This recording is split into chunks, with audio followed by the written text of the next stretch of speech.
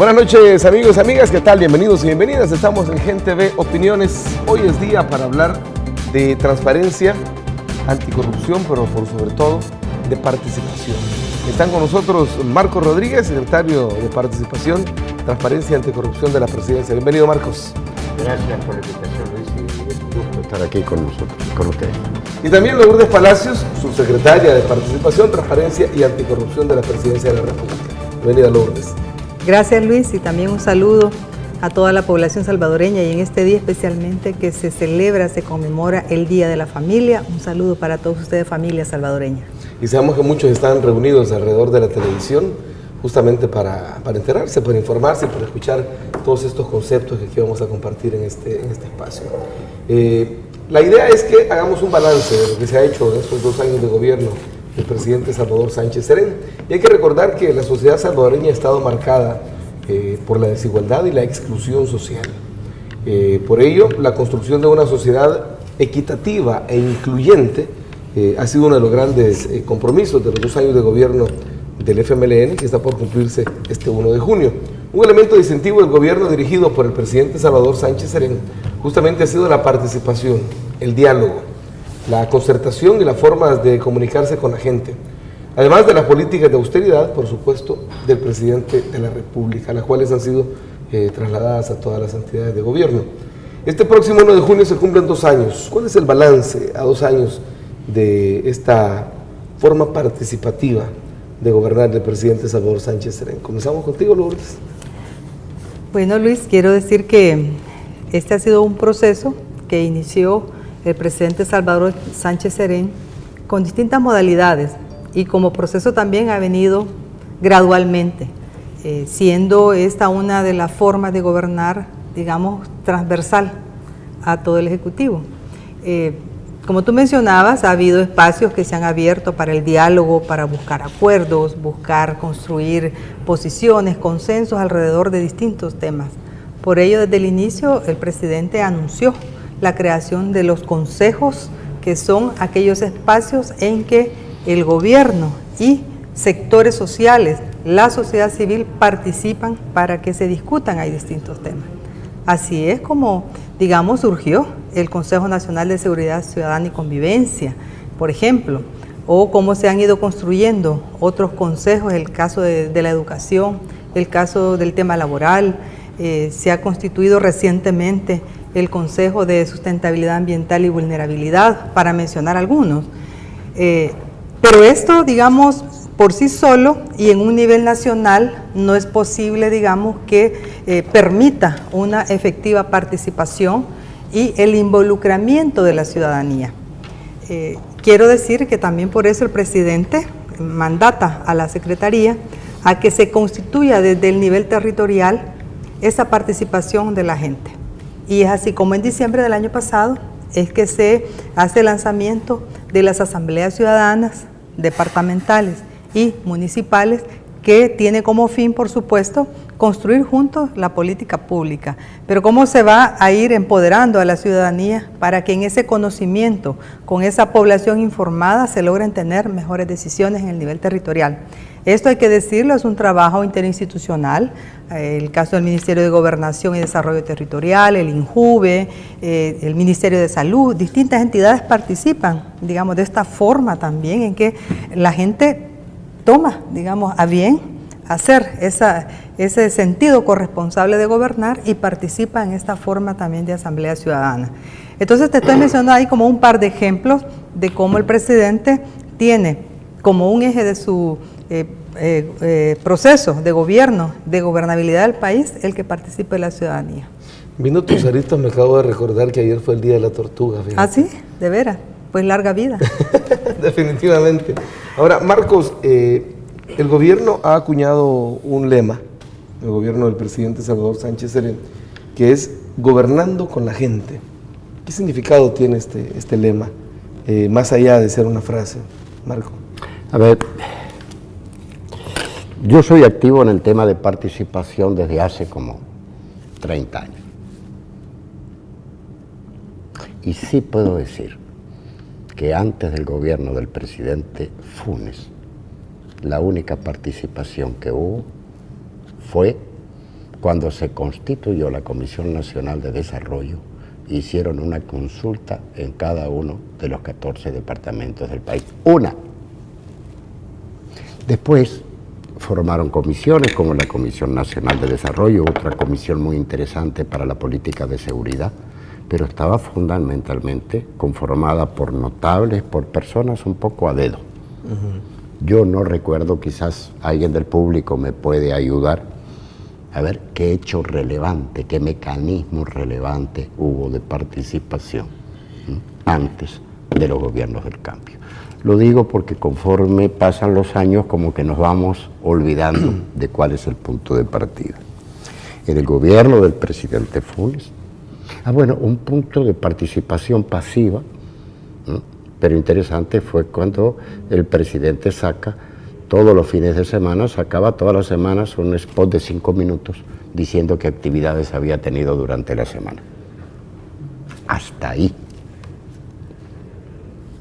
Cuando el gobierno del presidente Funes se constituyó el CES, que después colapsó cuando se retiró la empresa privada, pero hay que reconocer que era mucho más amplio que la Comisión Nacional de Desarrollo, que eran 5 personas. Ese era el 5 notables, el Consejo Económico Social. Económico Social, que estaban los sindicatos, estaba la NEPA, había organizaciones sociales, que lo coordinaba Alex Segovia, me acuerdo. Fue una experiencia bastante más amplia que lo que fue la CND.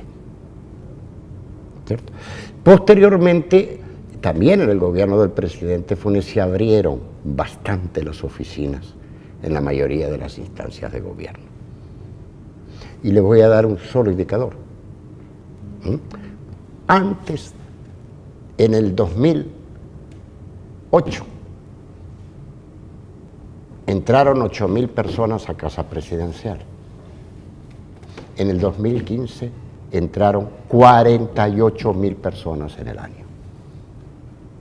Claro, cuando uno entra varias veces lo cuentan siempre como una persona, porque uno no...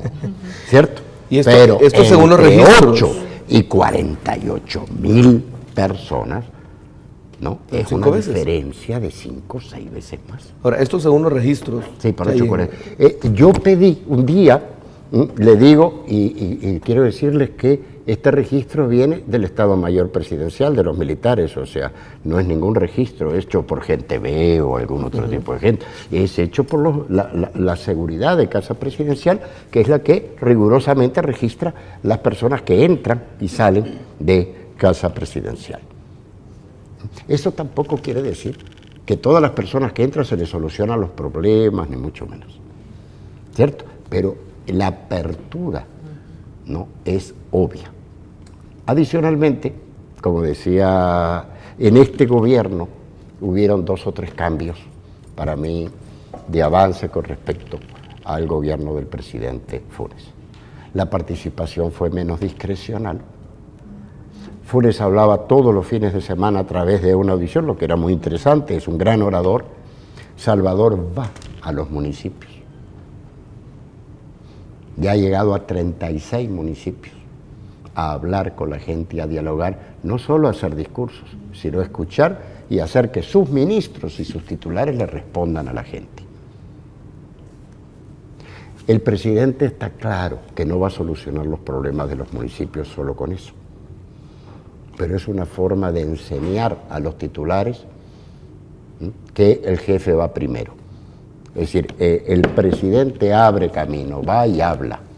Y cuando no está los sábados hablando con los municipios, gobernando con la gente, está en la ex residencia presidencial que ya no ocupa porque vive en su casa.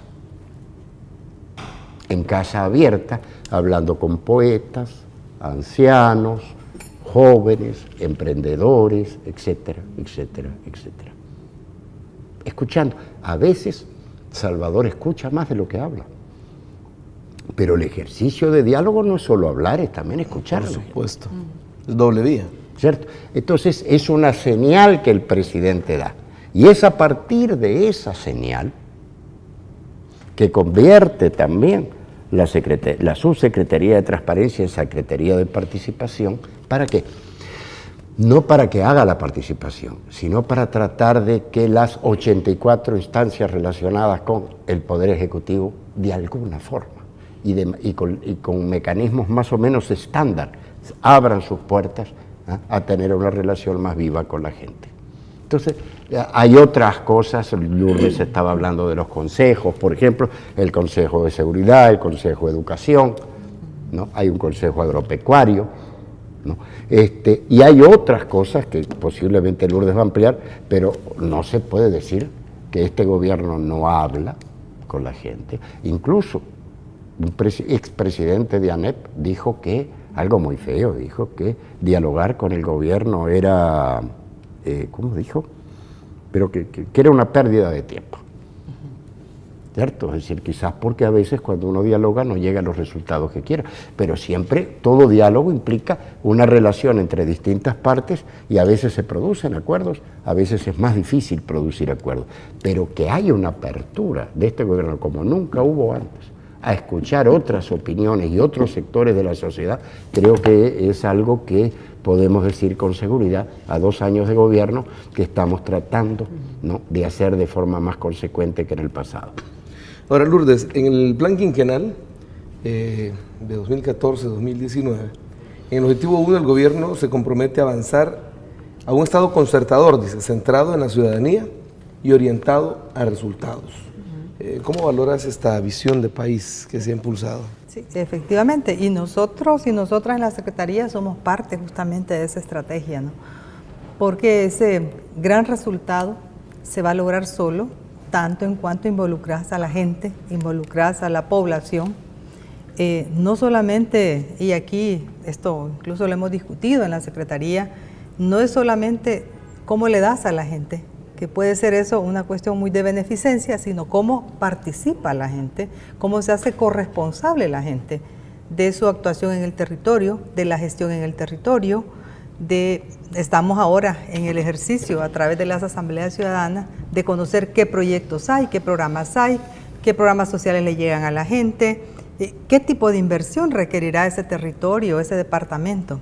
Entonces, cuando hablamos de este resultado, estamos hablando justamente de eso, de cuánta participación se promueve para que, como tú decías, el lema de Gobernando con la Gente no sea solamente un lema, sino es realidad.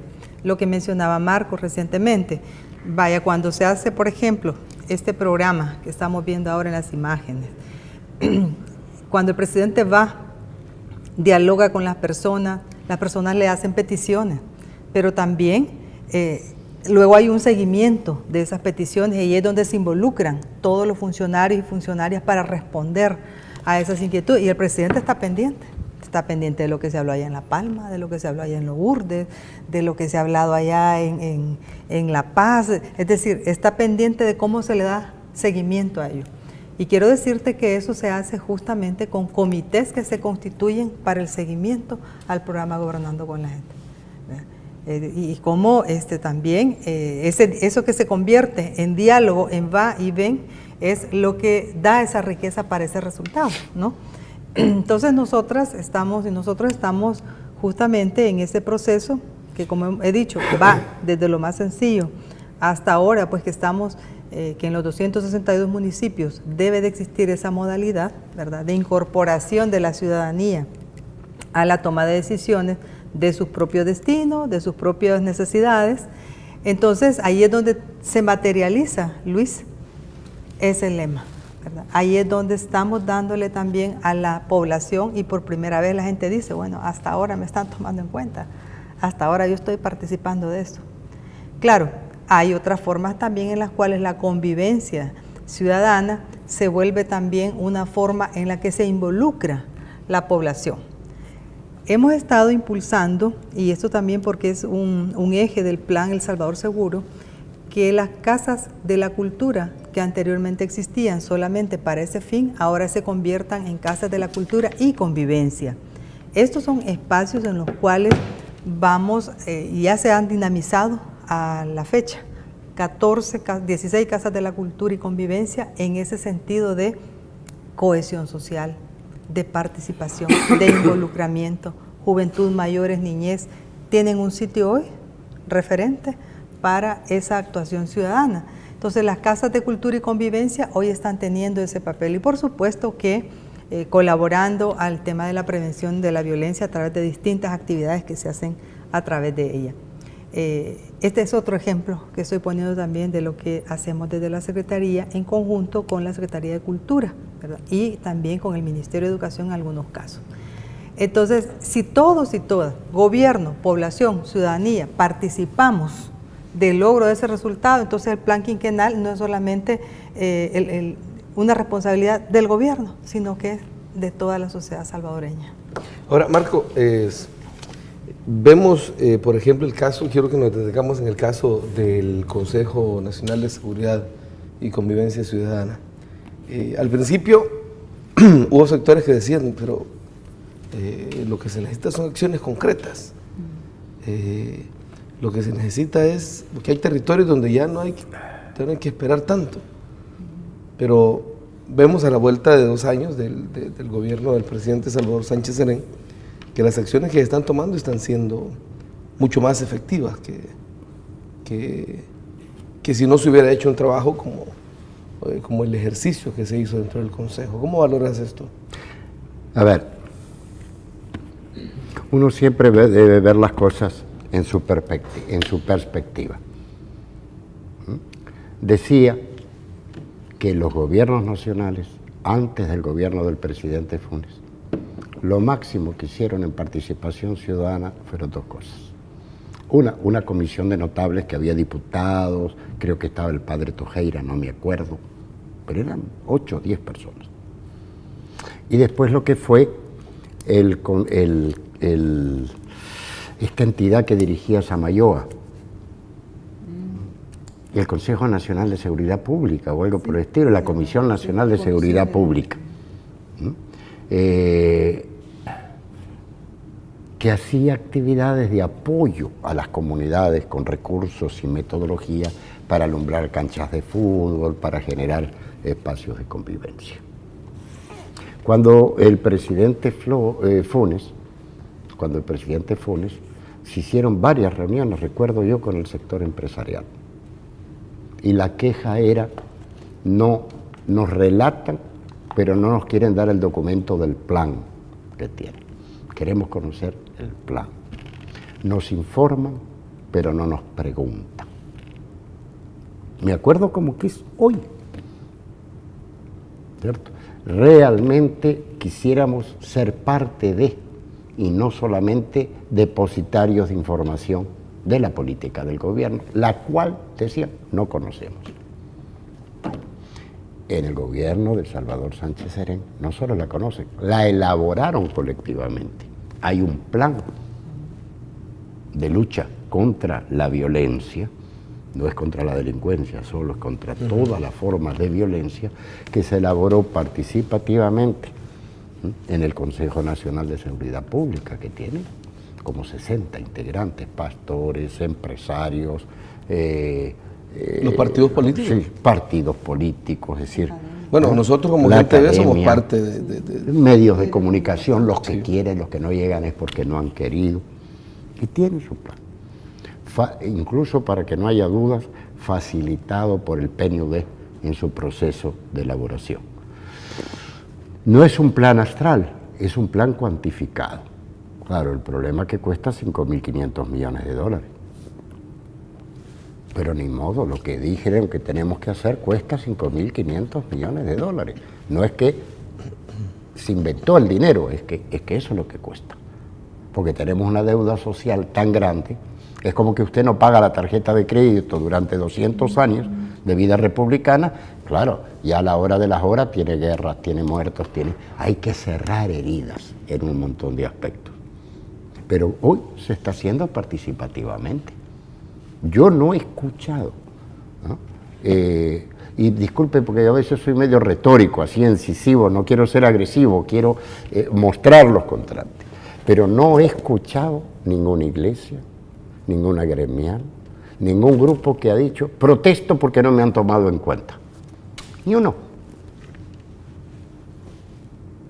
Yo no sé si ustedes lo han escuchado, pero no, ahí están todos. No, ¿Qué es lo que sucede? Aquí todo lo contrario, han venido de las iglesias y Hablan mucho, no hacen nada. No. Bueno, hoy se está haciendo. Al mismo tiempo que se habla, se buscan recursos, porque miren que cerrar esas heridas sociales cuesta mucha plata.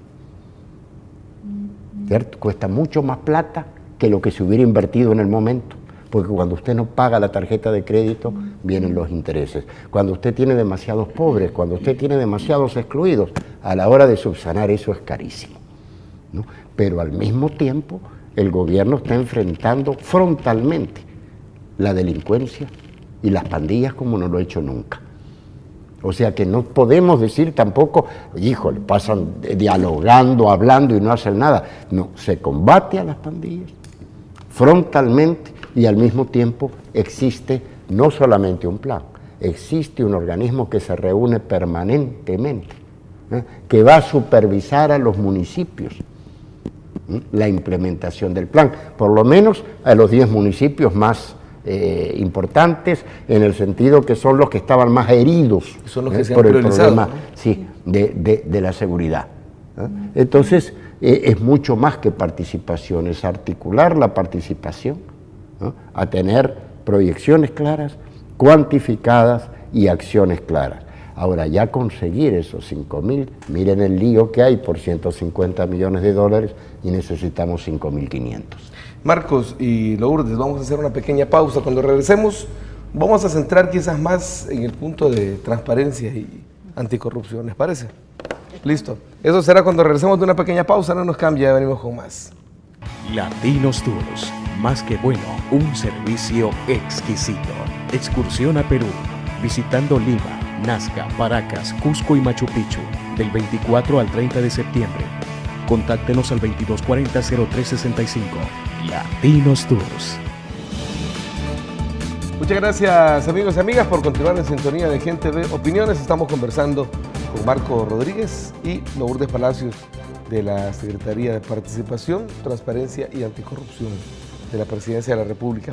Marcos, la última edición del Índice de Percepción de la Corrupción 2015 de Transparencia Internacional revela que El Salvador avanzó 8 posiciones en combate a la corrupción en el mundo y una posición en América Latina. ¿Cómo analizas estos datos? Bueno, como el vaso medio lleno, solo que unos hablan siempre del vaso medio lleno, nosotros, y la oposición habla del vaso vacío, el medio vaso vacío. ¿Qué dice el vaso medio lleno? Bueno, ¿no? Que El Salvador avanzó algunas posiciones, que se encuentra más arriba de la franja intermedia de los países, en general del mundo, son 100 y pico de países que salen en ese índice. Quiero aclarar que no es el índice de la población, es el índice de especialistas y de entidades que fundamentalmente, o universidades, o bancos internacionales o inversores, instancias para inversores. Bueno, pero El Salvador salió en la 4ª posición en América Latina. Entonces yo escuché decir gente, bueno, pero podríamos ser los primeros, sí, también podríamos ser los últimos. Ya quisiera yo que El Salvador saliera 4º en la Liga de Fútbol de América. Estaríamos en la prensa gráfica felicitados, le ganamos a Brasil, le ganamos a Venezuela, le ganamos a Colombia. O sea, no estamos. ¿Sabe qué quiere decir esto? Esto lo que quiere decir es que cuando un inversor internacional no quiere pagar corrupción, en especial, va a elegir la quinta alternativa es El Salvador. Mejor que El Salvador, solo Cuba, interesante. Cuba sale como un país mejor situado que El Salvador, Chile, Uruguay y Costa Rica. O sea, somos el quinto. Uruguay, Chile, Costa Rica, Cuba y El Salvador. Miren si estuviéramos así en la Liga de Fútbol, qué genial sería, ¿verdad? ¿Ah? Entonces, ríos de tinta. ¿Podemos estar mejor? Sí. ¿Debemos estar mejor? También. Solo que empezamos tarde. ¿Sabe por qué empezamos tarde? Dice, porque van a decir que cuando llegaron al gobierno... No. Empezamos tarde porque en el mundo hay 103 leyes de acceso a la información pública, que hace poco hubo un informe del instituto. ¿Saben qué número la de El Salvador? La 93. O sea que antes de El Salvador hubieron 92 países en aprobar la ley de acceso a la información pública. ¿Por qué tardamos tanto? A saber.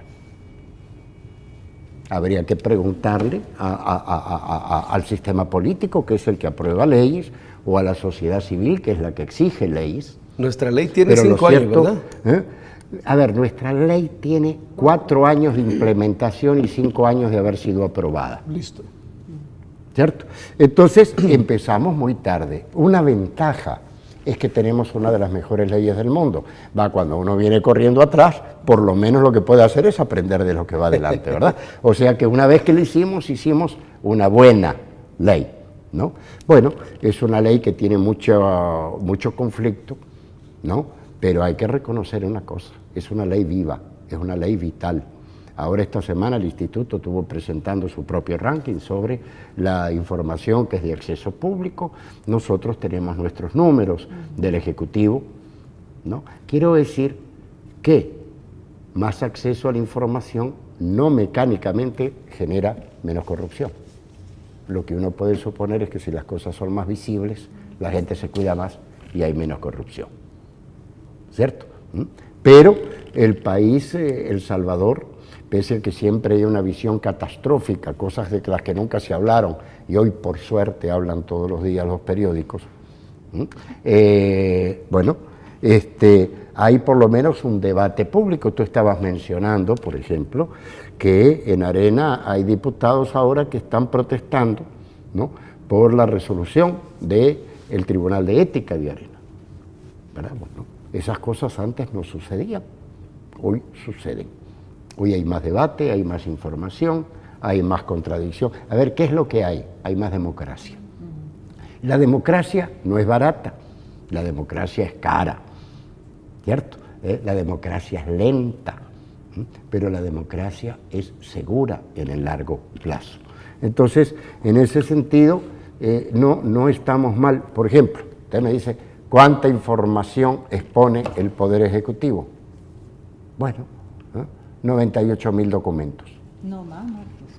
107.500 documentos. 107.500 documentos están en gobiernoabierto.gov.sb. Pueden entrar y pueden contarlos.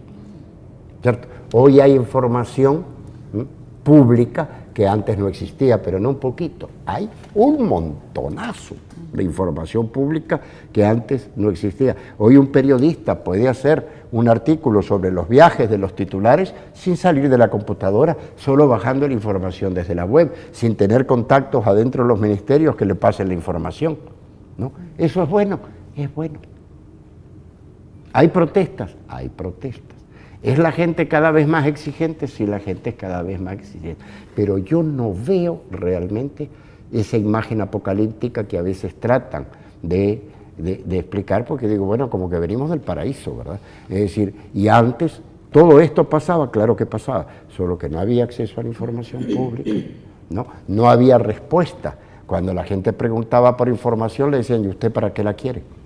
Ahora, Marco, la ley se aprobó hace 5 años, esto estamos hablando de 2011, pero entiendo que la propuesta de ley, de las primeras que se elaboraron fueron ahí por el 98. 2008. La de aquí, no. A ver. A ver. En el 98, Gerson Martínez trabajó en el Parlamento, aquí en la Asamblea Legislativa, para que se firmara la Convención Interamericana contra la Corrupción. A principios del año 2000, APES, la Asociación de Periodistas, yo con esto de la ley me tuve que aprender toda la historia, ¿verdad? Es decir, APES comenzó esta iniciativa, ¿no? Y posteriormente formó un grupo de apoyo donde estaba la UCA, FESPAD y otro tipo de instituciones. Ya cuando se veía que venía el cambio de gobierno, entonces Gerson Martínez retomó el punto, ¿no? Y en el 2008 ¿no?, propuso, es decir, puso una pieza de correspondencia a la Asamblea Legislativa, ¿no?, con una propuesta de ley de acceso a la información pública. Y en el 9 de junio del 2009, 9 días después que asumió el presidente Funes, ¿no? Arena puso, hoy sí, una pieza de correspondencia que en su momento fue elaborada por Fusades. Después, Lourdes conoce mejor esto que yo porque ha sido parlamentaria, se unieron, se debatieron en un proceso de discusión muy pública, ¿verdad? Estas dos propuestas, y en el marco de este debate en el cual distintas organizaciones participaron, el gobierno también hizo una consulta. Me acuerdo, yo pedí unos 4 o 5 meses a la Asamblea para poder hacer esta consulta, se aprobó la ley que tenemos, que realmente es una muy buena ley. Ahora, Lourdes, otra herramienta, además de la Ley de Acceso a la Información, también puede ser, y me gustaría tu evaluación de cómo ha sido su desempeño, la Ley de Probidad, aprobada en diciembre de 2016, pero en 2015, cuya aplicación fue bloqueada por la Sala de lo Constitucional, dejando en vigencia una ley obsoleta, que data de 1959. Prácticamente, sí. De hecho, esa era... O sea, pudo haber sido la otra herramienta, ¿no? Pudo haber sido, claro, la que se aprobó en diciembre de 2015. Y tenía como finalidad eso, ¿no? Actualizar, modernizarse, estar de acuerdo a esta realidad que tenemos en El Salvador, complementaria con otras herramientas como la ley de acceso. Y sin embargo, vemos entonces ahí cuál es el fin de evitar que esta ley entre en vigencia y dejar una ley de 1959, ¿te imaginas? ¿Verdad? Cuando no habían ni teléfonos celulares, no había ni estas tecnologías que hoy tenemos. Entonces creo que ahí más bien es como un discurso de doble moral que nos parece que es irresponsable también con la sociedad salvadoreña, porque mientras el gobierno da todos los pasos y avanza en el sentido de fomentar la transparencia, volver una cultura de transparencia y el fomento de la probidad, por otro lado entonces se está queriendo detener, ¿verdad? ¿Para ocultar qué? No lo que está haciendo el gobierno, porque déjame decirte que una de las cosas que el presidente nos ha mandatado a funcionarios y funcionarias es que, por ejemplo, el 100% hemos hecho nuestra declaración de probidad. Sin que antes eso existiera como un requerimiento, el presidente dijo, háganlo, y se hace. El 100% de funcionarios y funcionarias, ¿verdad? Ya no solamente está para los diputados y diputadas, como se hacía en el pasado, sino que ahora todos los funcionarios. Entonces son decisiones que el presidente tiene la voluntad, pues, de que avancemos en ese tema. Es lamentable que no se haya dejado que este instrumento, esta nueva ley de probidad, se desarrollara, porque ninguna ley es perfecta, ¿verdad? Todas, y como aquí hemos visto también el caso de la ley de acceso, Marcos decía, es buena, incluso hay que mejorarla, sí, evidentemente, pero tiene que ponerse a prueba.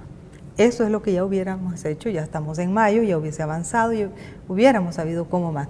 Pero ahí es que venimos de un pasado tan opaco, de un pasado tan negativo para el pueblo salvadoreño, en que antes, pues ni pedir una información siquiera. Mira, yo recuerdo que allá por el 2004, 2005, particularmente a mí me tocó que hacer una evaluación de país sobre el tema de acceso a la información, a la justicia y a la participación en materia ambiental. Y déjame decirte que creo que 99% de las instituciones no dieron ninguna información, cero información. Y que al principio era antes al revés, ¿verdad? Sí. Toda la información es secreta, es reservada, y solo si hay alguna resolución que obligara, una resolución judicial, por ejemplo, se podía revelar. Tú preguntabas de procesos, de responsabilidades, de qué se está haciendo en política pública. Bueno, era cero. Entonces, venir de ese pasado opaco, de ese pasado en el cual estaba vetado para la sociedad salvadoreña conocer lo que era la función, la política pública, a lo que tenemos ahora, hay 180 grados de diferencia, ¿no? Ahora se tienen muchas formas y mecanismos. Déjame decirte que hemos impulsado desde la Secretaría, por ejemplo, un observatorio ciudadano de la Alianza para el Gobierno Abierto. Y este observatorio actualmente ya lo conforman 25 organizaciones sociales de distinta de distintas especialidades, ¿no? En salud, en educación, en democracia, de la academia, de juventudes, y que están en un proceso de un plan conjunto para ejercer efectivamente sobre el gobierno un seguimiento a cómo se va ejecutando esas políticas públicas. Este observatorio, lo que se ha venido haciendo ahora, ya vamos para el tercer plan que vamos a hacer de 2 años, para que juntos, sociedad y gobierno, ¿verdad?, estemos de la mano para dar seguimiento a todas las acciones que se están impulsando desde el gobierno. Entonces, esta modalidad, que no es solamente en El Salvador, fíjate que son 69 países donde ya se hace esta práctica. Nosotros también lo estamos haciendo de esta forma, y entonces contribuye a que aspectos como este que mencionabas, el fortalecimiento de la transparencia, el que esto sea un proceso que poco a poco ha ido avanzando, lo tenemos hasta ahora, digamos, muy fortalecido en el gobierno del presidente Sánchez Serén, y por supuesto la probidad de sus funcionarios y funcionarias. Algunas veces hemos escuchado de partidos de oposición que señalan corrupción en el gobierno, que rechazan actuaciones del gobierno que son definitivamente infundadas. Si hay cosas de esa naturaleza, bueno, pues que funcione la institucionalidad y que se hagan ver ahí, si hubiesen, ¿verdad?, prácticas de esa naturaleza. Pero hasta ahora todo se queda un estribillo mediático, no hay pruebas, no hay nada que haga ver, digamos, que en este gobierno la transparencia ni la probidad son 2 elementos que al contrario se han puesto en función del trabajo hacia la población salvadoreña. Y allí quiero señalar también que mucho de lo que la gente hace desde su territorio, para el caso de la Asamblea Ciudadana, el ejercicio de la Contraloría que se hace desde distintos espacios sociales también fomenta la transparencia, porque la gente está señalando, aquí está bien, mejoren esto, superen esto, entonces vamos de manera conjunta. El presidente Sánchez Serén actúa de esa manera. Ahora, hace hace un par de meses, la Universidad de Princeton, de Estados Unidos, publicó un artículo en el que destacaba justamente los pactos de integridad, justamente esas fórmulas en las que se hace ese acuerdo. Un compromiso. Exacto. Y estaba viendo hace poco que el ministro Gerson Martínez, para presionar de alguna manera la aprobación de unos fondos en la Asamblea Legislativa, conformó un observatorio ciudadano público y privado, en el que incluso con la novedad de que incluyó a la oposición, un alcalde de Arena forma parte de este... Correcto, ¿sí? En la Unión. En la Unión. En un proyecto para la Unión. Me gustaría poner una opinión sobre eso, pero cuando regresemos. De acuerdo. De una pausa, ya venimos con más, y sobre todo para hablar de los retos y desafíos que tenemos como país. Muchas gracias por continuar con Gente de Opiniones. Marcos, te pedí una opinión con respecto a esto de los observatorios. Sobre todo porque, bueno, con la novedad de que en este de San Miguel, de la Unión, perdón, se incluyó a la oposición. A ver, yo formé parte del primer observatorio de la obra pública, y realmente la idea la estructuramos entre Gerson Martínez, que era el nuevo en ese momento ministro de Obras Públicas, y yo, que en ese momento era el responsable del capítulo de Transparencia Internacional en la FUNDI. Ustedes dirán, este está viejito, no solo por el pelo blanco, sino porque siempre habla del pasado, ¿no? No, pero a veces es bueno ver el punto de partida. Claro. Bueno, ahora también hay un observatorio que hemos formado para la participación y la transparencia, donde participan 22 organizaciones y universidades absolutamente independientes, en conjunto con la Secretaría, ¿no? Gerson fue el promotor de los pactos de integridad. No me acuerdo exactamente si fueron 12, 14 o 18 pactos que firmó el MOP. Y el pacto de integridad consiste en 2 cosas. Todos los que compiten por un contrato y la instancia del Estado y un observador externo, generalmente de la sociedad civil, se comprometen a ser lo más éticos posible y a respetar determinadas reglas en el concurso público. Para mí fue una gran alegría cuando el otro día venía escuchando la radio y escucho que ANDA estaba haciendo lo mismo con unos contratos, un pacto de integridad. Dije, bueno, qué alegría, a veces tarda, pero se copia, ¿verdad? Es decir, van dejando precedentes y hay distintas instituciones que van retomando esas experiencias. Y el MOC, que generalmente va adelante en esto, entonces ya forma el primer observatorio territorializado. Ya no es nacional, ya es la Unión, en torno a un proyecto de una carretera, ¿verdad? Son varios proyectos, entiendo. El ministro explicaba que se le van a hacer muelles a las islas, Balacay a playitas. Hay varias obras ahí. Entonces, en Twitter me dice un señor, Guillermo Brand, que trabaja en TACA, me dice, bueno, pero la transparencia no es cantidad, es calidad. ¿Dónde están los documentos de los viajes del presidente? Entonces, mi respuesta es, la transparencia es cantidad y calidad, las dos cosas, como la mayoría de las cosas en la vida. ¿Cierto? Solo que a veces no me sirve la cantidad y exijo calidad y puedo jugar con eso, pero realmente yo entiendo que la mayoría de las cosas en el mundo tienen cantidad y calidad. Marco. Y dos, quiero informar que nosotros estamos haciendo, encomendados por el presidente de la República, un estudio de qué información hay y qué información no está en Casa Presidencial. Y que uno de nuestros hallazgos, pero hay más, yo creo que dentro de un mes el presidente decidirá o no hacer público este informe, pero yo puedo adelantar que hemos encontrado que no existe información completa de los viajes de ningún presidente. Escuchen bien, ningún presidente. Desde la época de Cristiani a la fecha de hoy. Dos, creo que si buscamos para atrás de Cristiani es igual. Y la razón es muy simple. Los viajes presidenciales siempre fueron manejados como un problema de alta seguridad nacional. Entonces, todo el papeleo, sobre todo el que tiene que ver con dos cosas, modus operandi, dónde va a hoteles, cómo se hospeda, etcétera, y dinero, se ha manejado de forma muy confidencial. ¿Esto es bueno o es malo? Tenemos que discutirlo.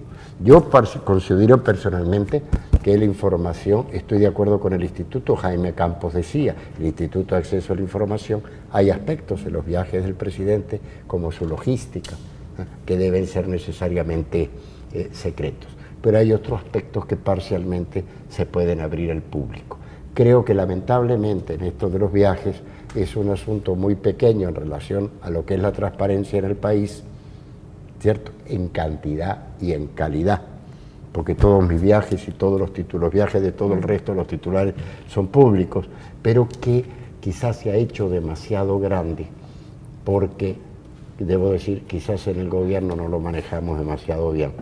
Y también a veces hay gente que está buscando el pelo en la sopa y exagera o aprovecha de las cosas que nosotros a veces no hacemos tan bien.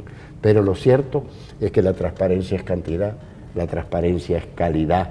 Los viajes de todos los funcionarios son públicos, lo del presidente se está revisando, pero lleguemos a la conclusión que lleguemos históricamente, siempre. Y en el caso de todos los presentes, de la democracia cristiana, creo yo, porque no hay mucha documentación del periodo de Duarte, pero todos los de Arena, ¿verdad? El presidente Saca, el presidente Funes, siempre se han manejado, ¿no?, como un caso de secreto nacional. Hay gente que después criticaba que se fueran a Palestina, que cuántos iban, que hay un montón de barullo que yo creo que hay que tratar de ir limitando, pero tampoco podemos reducir la transparencia, ¿no?, a los documentos sobre los viajes, no del presidente Funes, sino de todos los presidentes que ha tenido este país. Listo. Lourdes, ¿cuáles son los desafíos en materia de participación, transparencia y anticorrupción? Bueno, mira, un desafío que está planteado ya para la Secretaría y por supuesto para la sociedad salvadoreña es el mayor involucramiento de la gente.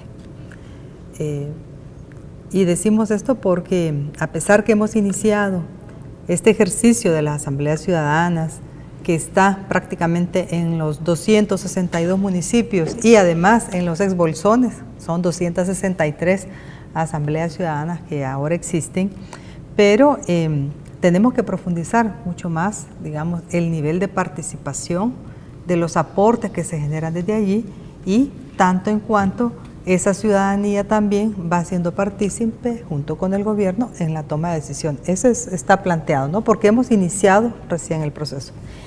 El otro punto es cómo se refleja esa participación en una instancia que en el Plan Quinquenal de Desarrollo se llama Consejo Consultivo Ciudadano.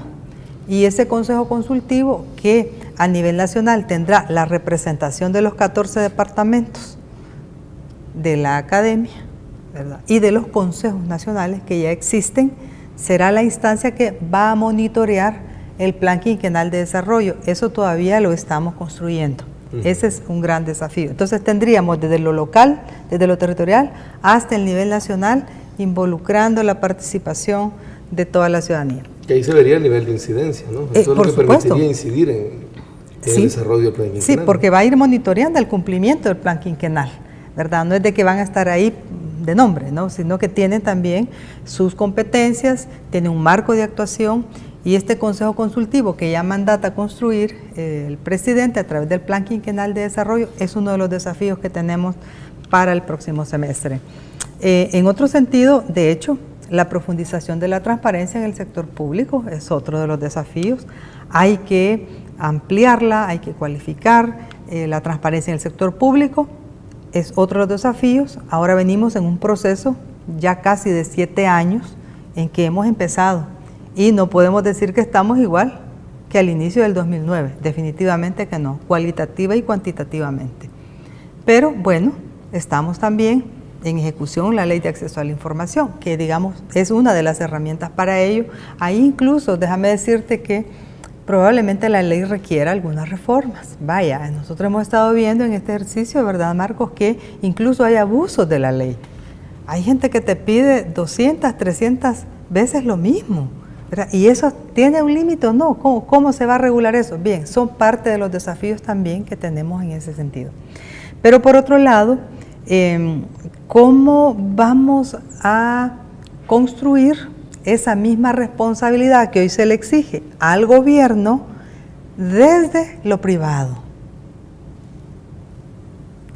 Hay muchas instancias que reciben fondos públicos, pero por ahora, por ejemplo, muy pocas están en este ejercicio y déjame decirte que hemos iniciado desde la Secretaría con varias organizaciones sociales, ONGs, que ya reciben esos fondos públicos que rindan cuentas de lo que están ahorita recibiendo, ¿no? Pero yo escuchaba acerca del Consejo del Salario Mínimo, hay fondos públicos y por lo cual se exigía que la discusión fuera pública. Exacto. Se reciben fondos públicos, tiene que rendir cuentas de lo público.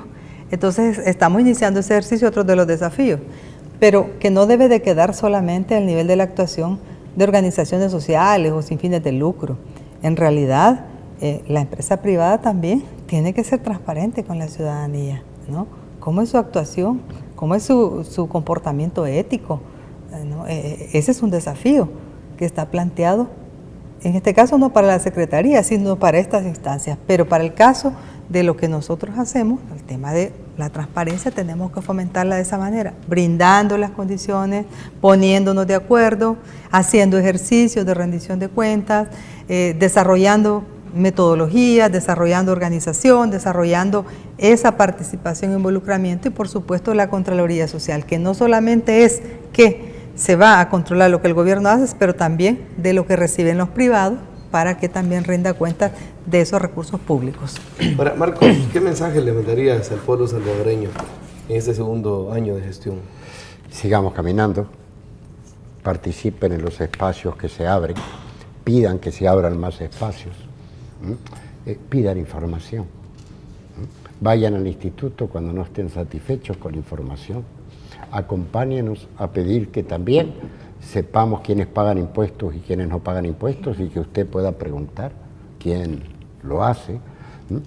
Ayúdenos a que reformar la ley y que no solamente usted pueda pedir información a la Universidad Nacional, que es del Estado, sino también a las universidades privadas, porque la educación es un derecho consagrado humano en la Constitución, un derecho humano, como dice Lourdes, consagrado en la Constitución. O sea, sigamos caminando, ¿no? Promoviendo gradualmente los cambios del país, criticándonos recíprocamente, exigiendo, pero al mismo tiempo poniéndole el hombro y el pecho cuando hay que empujar las cosas hacia adelante. Listo, Marcos y Lourdes, muchísimas gracias por haber compartido estos conceptos y esta casa siempre está abierta para ustedes. Muchas gracias, Luis. Y ustedes, amigas, por favor, quédense con la programación de Gente Ve porque hay mucho más para todos y para todas. Pasen buenas noches.